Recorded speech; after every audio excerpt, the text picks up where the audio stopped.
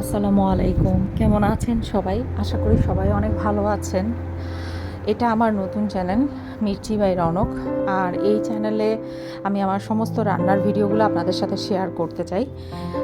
But রান্নার video ছাড়াও আমি আমার ব্যক্তি জীবনের সবচাইতে বড় যে পাওয়াটা পেয়েছি সেই পাওয়াটার বেশ কতগুলো ভিডিও আমি আপনাদের সাথে শেয়ার করব। বেসিক্যালি আমি 2024 সালে উমরাতে গিয়েছিলাম। 2024 এবং 2025 এই 2 সালই আমি আলহামদুলিল্লাহ সৌদিতে ছিলাম। তো সেই রিলেটেড যে জার্নি কিংবা সেই রিলেটেড যে গল্পটা সেটাই আমি আপনাদের সাথে শেয়ার করব। আমার ইচ্ছাই ছিল আমি পরবর্তীতে যদি কোনো চ্যানেল ওপেন করি, বিশেষ করে রান্না চ্যানেলটা যখন ওপেন করব তখন আমি আমার আল্লাহর ঘর দিয়েই আমার এই চ্যানেলের ভিডিওগুলো শেয়ার করব। তো বেশ কিছু ভিডিও হয়তো আবার আপনারা আমার পুরান চ্যানেলে দেখে আসছেন, আর এগুলো হচ্ছে এই চ্যানেলের জন্য। এই চ্যানেলে যারা নতুন এসেছেন তারা অনেকেই হয়তো আবার জানেন না কিংবা তাদের সাথে শেয়ার করা হয়নি। তো সেই টুকটাক আমার ভিডিওগুলোই আমি আপনাদের সাথে শেয়ার করব। তো ভিডিও যতটুকু পারবো আপনাদেরকে বলে দিব আমি আমাদের কত খরচ পড়ছে, কত কস্টিংয়ের মতন এসেছে, কিংবা কিভাবে গেলে সুবিধা হবে, কি নিলে সুবিধা হবে, বর্তমান পরিস্থিতি কীরকম, সব বিষয় নিয়ে আমি আপনাদের সাথে আলোচনা করব। তো আমরা বেসিক্যালি যাচ্ছি এমিরেটসে। এমিরেটস ঢাকা থেকে আমরা দুবাই যাব, ট্রানজিট নিয়েছি। এরপর দুবাই থেকে আমরা যাব আপনার জেদ্দা এয়ারপোর্টে। তো আমরা ট্রানজিটটা দুবাইতে নেওয়ার কারণ একটাই, ডাইরেক্টও যেতে পারতাম, বাট এত একটা লং জার্নি করব, প্লাস ওমরা করতে যাওয়ার আগে তো বেশ কিছু নিয়ম থাকে। আমি যদি বাংলাদেশ থেকে এহরামের কাপড় পরে একবারে বের হই, আমি ডাইরেক্ট যদি ফ্লাইট নিই সাথে সাথেই তো যাব একটা লং জার্নি করে, তাই অসুস্থ হয়ে যেতে পারি। তো সেই হিসাবটা চিন্তা করে আমরা দুবাইতে আমাদের যেই লেওভারটা বলে সেটা নেই, ওখানে আমরা আমাদের এহরামের কাপড় চেঞ্জ করি এবং পরবর্তী ফ্লাইটে আমরা উঠি। তো আমরা এটা ইচ্ছা করে নিয়েছি। আর আমি আমার পুরো ফুল ফ্যামিলি সহ, আমার বাবা মা ভাই, আমার হাজব্যান্ড এবং আমার বেবি, আমরা পুরো ফুল ফ্যামিলি সহ উমরা করতে রওনা দিলাম। আল্লাহ তাআলার অশেষ রহমত এবং আল্লাহ তাআলার অনেক বড় একটা পাওয়া যায়, আল্লাহ আমাদেরকে আল্লাহর ঘরের মেহমান হিসেবে কবুল করে নিয়েছেন। অনেকটা দীর্ঘ সময় ধরে অপেক্ষা করার পর এই প্রতীক্ষার শেষ হয়েছে। আর এমিরেটসে যে যাবো এটা আমার প্রথম তো প্ল্যান ছিল না, তো হঠাৎ করেই প্ল্যান হলো এবং আলহামদুলিল্লাহ আল্লাহ আমাদেরকে কবুল করে নিছেন। তো এটা এমিরেটসের খাবারের যে মেনু এটা বেবি কিডস মিল যেটা থাকে এটা আজরানের জন্য দিছে। তো আজরান বেসিক্যালি আমার কোলেই ছিল, শুধু আজরানের জন্য সিটটা নেওয়া হয়েছে। তো এটা এমিরেটসের একদম ছোট একটা ওয়াশরুম। অনেক ভিডিওতে দেখেছি, আমার কাছে তখন মনে হয়েছিল যে বেশ একটা বড়, বাট না, ছোট। বাট হ্যাঁ, আপনি ইউজ করতে পারবেন, সেরকমও কোনো ছোট না। তো আমরা যেহেতু বেবিকে নিয়ে গেছি, ঠিক সেভাবে আমি প্রিপেয়ার করে খাবার নিইনি। আমি ভাবলাম যে কিডস মিলে যা দিবে ও খেয়ে নিতে পারবে, বাট আনফর্চুনেটলি ও ওরকমভাবে খাওয়া দাওয়া করেনি।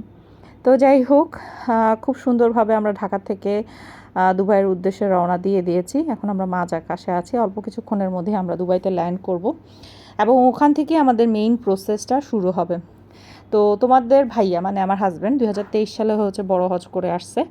তো বাংলাদেশে এক একজন এক একভাবে বলে, কেউ বলে বড়, এটাকে মেইন হজটাকে বলে বড় হজ, আর এটাকে বলে ছোট হজ, ওমরাটাকে। তো আমার মনে হয় ওমরাকে ওমরাই বলা উচিত, হজকে হজ বলাই উচিত। বড় ছোট বলে আমি মনে করি যে এটা বলা ঠিক না, আমার কাছে মনে হয়। যাই হোক, তো তোমাদের ভাই আমাদের মোয়াল্লেম, উনি আমাদেরকে গাইড করছে কিভাবে কি করতে হবে না করতে হবে। তাছাড়া আমাদের ট্রাভেল এজেন্সি আছে, তোমরা যদি চাও কেউ ওমরাতে যেতে কিংবা অন্য কোনো কান্ট্রিতে যেতে ঘুরতে, তাহলে অবশ্যই আমার পেজের সাথে কানেক্ট থাকবা, সেখান থেকে আপডেট পেয়ে যাবা। তো আমরা অল্প কিছুক্ষণের মধ্যে দুবাইতে ল্যান্ড করব। আর আমরা গিয়েছিলাম এমিরেটসে। এমিরেটসে যাওয়ার কারণে আমাদের খরচটা একটু বেশি পড়ছে। আমাদের খুব ইচ্ছা ছিল এমিরেটসে যাওয়ার, তো সেই জন্যই এমিরেটসের ফ্লাইটটা চয়েস করা হয়েছে। আমাদের মাথা পিছু প্রায় আজরানের 2 লাখের উপরে পড়ছে এবং আমাদের প্রত্যেকজনের ধরো 2.5 লাখের উপরের মতন গিয়েছে। তো আমরা এখান থেকে বড় যে বোয়িংটা থাকে, দুবাই থেকে বড় যে বোয়িং A380 এমিরেটসের যেটা, সেটাতে আমরা জেদ্দাতে যাই। তো এই ক্ষেত্রে একটু খরচ আপ ডাউন করছে, হোটেল ভাড়া বলো সেগুলো তো একটুখানি আপ ডাউন করছে। ইন ডিটেলসে যদি কারো কোনো কিছু জানতে চাওয়ার থাকে কিংবা জানতে ইচ্ছা করে, তাহলে আমাকে কমেন্ট সেকশন খোলা থাকবে, কমেন্টে কমেন্ট করবেন, আমি আপনাদের প্রত্যেকেরই রিপ্লাই দিয়ে দিব। বাট এটা একান্ত আপনার উপর নির্ভর করবে। আপনি যদি বিমানের খরচটা আরও কমাতে চান, আপনি যদি একটু নর্মাল বিমানে যান, তাহলে সেক্ষেত্রে আপনার খরচটা আপ ডাউন করবে, এবং আপনি হোটেল কীভাবে থাকবেন সেটার উপরও এখন আপ ডাউন করবে। বাট আমরা যে টাইমটাতে গিয়েছিলাম ওই সময় বিমানের টিকিট পাওয়াই খুব মুশকিল ছিল, কারণ সে টাইমটা ছিল ডিসেম্বর মাস, বড়দিনের ছুটি ছিল। সো ওই টাইমটাতে আমাদের জন্য খুব ডিফিকাল্ট হয়ে গেছিলো বিমানের টিকিট কালেক্ট করা, প্লাস হোটেল কালেক্ট করাটাও আমাদের জন্য অনেকটা ডিফিকাল্ট হয়ে গেছে। অনেক দিন আগে থেকেই যেহেতু বলতে হয়, তারপরেও আমাদের মক্কাতে এবং মদিনাতে পরিচিত লোক ছিল, তো যে এই কারণে আমরা মোটামুটি ভালো একটা হোটেল পেয়েছি। তো ব্লগের শুরুতে তো বলেই দিলাম যে আমি এইখানে যা যা ফিল করছি কিংবা যা যা হয়েছে ওমরা চলাকালীন সময় আমি আপনাদের কাছে সব কিছুই শেয়ার করব।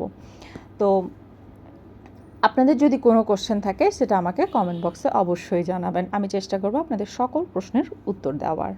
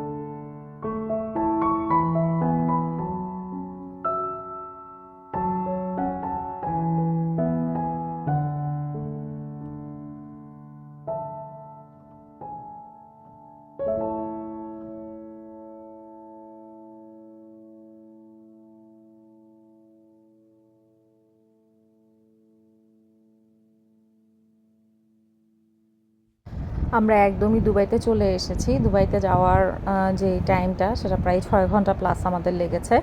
আমাদের ফ্লাইটটা ছাড়ার কথা ছিল 6:45-এ, বাট ওটা একটুখানি দেরি করে ছাড়ে 7:10-এ, আর আমাদের মাঝখানে টাইম ছিল প্রায় তখন 1 ঘন্টার মতন। প্রপারলি 1 ঘন্টাও ছিল না। আমাদের ফ্লাইট গিয়ে যখন দুবাইতে পৌঁছায় আমাদের একটা স্লট থেকে আরেকটা স্লটে গিয়ে হচ্ছে ফ্লাইটের জন্য ওঠা লাগে। সো সেকেন্ড টাইম এমন তাড়াহুড়া লেগে গেছে, মানে আজরানকে চেঞ্জ করা, আমি চেঞ্জ হওয়া, আমার মা চেঞ্জ হওয়া, মানে সবাই মিলেই ওমরার জন্য প্রিপারেশান নেওয়া। তো সব কিছু মিলে ওমরার যে পুরো ফুল প্রিপারেশানটা নেওয়া, এটাতে একটা লেন্দি প্রসেস থাকে এবং টাইমটা থাকলে ভালো হয়। 3-4 ঘন্টা যদি একটুখানি টাইম থাকতো, তাহলে ট্রানজিটের মধ্যে যদি 3-4 ঘন্টা একটু টাইম পেতাম তাহলে খুব সুন্দর করে আস্তে ধীরে করা যেত। বাট খুব র্যাপিড আমরা করছি। আপনারা যারা বাংলাদেশ থেকে যাবেন যদি ট্রানজিট নেন তাহলে চেষ্টা করবেন মাঝের যে টাইমটা সেটাকে একটু বড় রাখার জন্য। 3 ঘন্টা কিংবা 2.5 ঘন্টা যদি থাকে তাহলে সবচাইতে বেটার। আমাদেরও 2 ঘন্টা পর ফ্লাইট ছিল, বাট আনফর্চুনেটলি বাংলাদেশ থেকে আমাদের এই ফ্লাইটটা অনেকটা দেরি করে ছাড়ে, যে কারণে আমাদের অনেক দেরি হয়ে গেছে। আমরা অলরেডি দুবাইয়ের মাটিতে ল্যান্ড করছি, মানে দুবাই এয়ারপোর্টে আমরা অলরেডি ল্যান্ড করে ফেলছি। একটা সময় আমার খুবই শখ ছিল ওমরাতে, মানে খুব বেশি শখ হচ্ছে যখন ওর আব্বু হজ করে আসে, তখন থেকে আমার প্রচণ্ড পরিমাণে শখ বেড়ে গেছে। আমার শাশুড়ি যখন হজ করে তখন তো আরও বেশি বেড়ে গেছে এই জিনিসটা। আসলে ছোটোবেলাতে আমি অতটা ডিপলি চিন্তা করিনি যে আমি কখনও করতে পারবো কিংবা যেতে পারবো। তো যাই হোক, আলহামদুলিল্লাহ এমিরেটস এয়ার 3 মানে এমিরেটসের এটা যেটা এয়ারবাস আছে সেটাতে অলরেডি আমরা এখন উঠে পড়ছি। ওই টাইমটাতে আমি আর তোমাদের সাথে কোনো কিছু শেয়ার করিনি। এটা বিশাল বড় একটা বিমান। এইটা বেসিক্যালি মানে আমার খুব শখ ছিল আমি এয়ারবাসে উঠবো। এটা হচ্ছে দোতলা সিঁড়িটা, দোতলাতে যাওয়া যায়। এই যে এই সিঁড়িটা দিয়ে দোতলাতে যেতে পারবা তোমরা। এখানে দুইটা তোমার ক্যান্টিনের মতন আছে, সরি উপরে হচ্ছে ক্যান্টিনের মতন আছে এবং এই সাইডটাতে হচ্ছে ওয়াশরুম আছে, দুটো ওয়াশরুম আছে। আমাদের সিটটা একদম লাস্টের দিকে পড়ছে, যেহেতু একদম আমরা শেষ মুহূর্তে টিকিট কাটছি সেজন্য আমাদের সিটটা একদম লাস্টের দিকে পড়ছে। তো এমিরেটস নিয়ে অবশ্যই আমার অনেক কথা আছে, সেগুলো আমি অবশ্যই তোমাদের সাথে শেয়ার করব। নর্মাল এমিরেটসের যে বিমানটা সেটার থেকে এমিরেটসের এয়ারবাসের যে সিটগুলো একটু হাই কোয়ালিটির হয় এবং খুব আরামদায়ক। আমার কাছে খুবই ভালো লেগেছে। বাট ওই মুহূর্তে তখন তো যখন এহরামের কাপড় তুমি পরে ফেলবে কিংবা প্রস্তুতি নিয়ে নিবে, তখন আসলে তোমার ব্রেনের ভিতরে অন্য কিছু কাজ করবে। তারপরে আমি টুকটাক যতটুকু পেরেছি শেয়ার করেছি। এই যে আমার ছোটো বাচ্চা মেয়ে, ও 3.5 বছর থাকতে ওকে নিয়ে আমি গিয়েছি। আর এই যে এখানে যে দরকারি জিনিসগুলো থাকে বিমানের, সেগুলো ওরা এখানে বিমানে যে বই থাকে কিংবা তুমি যদি কোনো কিছু পারচেস করতে চাও বিমান থেকে সেটাও তুমি পারবা। কেবিন ক্রুরা মাঝে মাঝে এক্সট্রা মানি ইনকাম করে, সেটা কিভাবে করে সেটাও এখানে দেওয়া আছে। তো এটা ছিল এয়ারবাসের ওয়াশরুম, দুটোটাই একই সাইজ, দুটোটাই একই রকম। তোমাদের সাথে এক্সপিরিয়েন্সগুলো শেয়ার করতেছি, কেউ আবার অন্যভাবে নিও না। তো আজকের ব্লগটা এইটুকুই রাখছি। নেক্সট ব্লগে আরও অনেক কিছু তোমাদের সাথে শেয়ার করব। দোয়া করো আমাদের জন্য, আমরা যাতে আবার আল্লাহর ঘরটা দেখে আসতে পারি। থ্যাংক ইউ সো মাচ আমার সাথে কানেক্ট থাকার জন্য।